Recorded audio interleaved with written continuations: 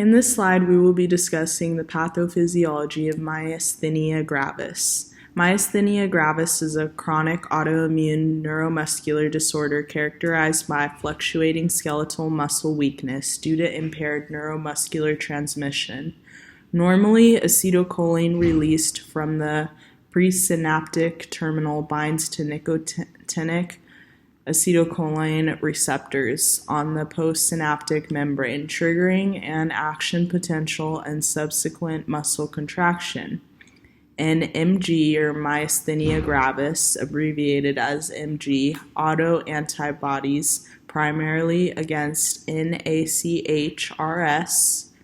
muscle-specific kinase, or low-density lipoprotein receptor-related protein 4 disrupt this process. Anti-AChR antibodies lead to complement-mediated membrane damage, accelerated receptor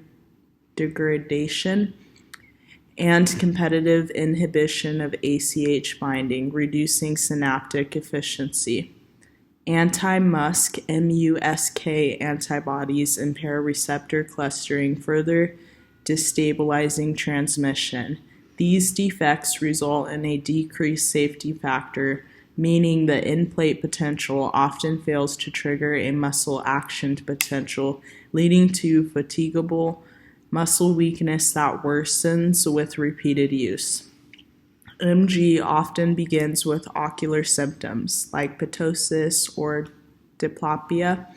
and may progress to generalized muscle weakness, including bulbar and respiratory involvement, potentially causing myasthenic crisis. The thymus plays a crucial role, as thymic hyperplasia or thymomas are common and contribute to aberrant T cell activation and sustained B cell mediated autoantibody production.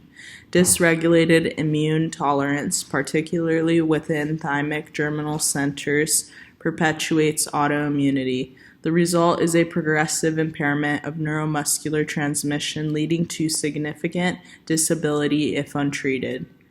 Myasthenia gravis develops at the cellular level through a breakdown of immune tolerance, primarily within the thymus, where defective antigen presentation leads to the escape of autoreactive CD4 T helper cells, particularly Th1 and Th17 subsets, which drive an inflammatory environment by secreting cytokines such as IFNY, IL-21, and IL-17, promoting the activation and differentiation of autoreactive B cells that undergo somatic hypermutation and affinity maturation within ectopic germinal centers in the thymus, ultimately producing high-affinity IgG autoantibodies that target components of the neuromuscular junction, most commonly nicotinic acetylcholine receptors, but also muscle-specific kinase and low-density lipoprotein receptor-related protein 4, leading to disruption of synaptic transmission through multiple mechanisms, including complement-mediated destruction of the postsynaptic membrane, where activation of the classical complement cascade forms the membrane attack complex, causing direct structural damage to the postsynaptic folds. In addition to antibody-induced cross-linking and internalization of NACHRs, reducing receptor density at the NMJ, while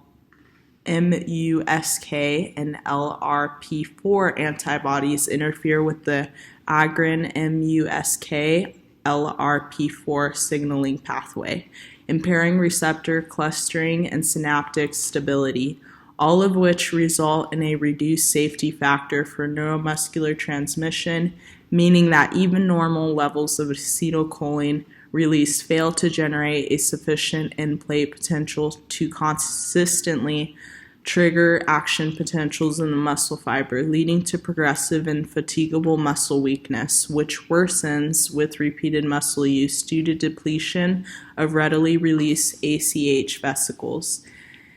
exacerbating transmission failure while the chronic immune activation is perpetuated by persistent antigen presentation by dendritic cells and macrophages, which upregulate co-stimulatory molecules such as CD80 and CD86, further engaging autoreactive T cells that continuously stimulate B cell antibody production.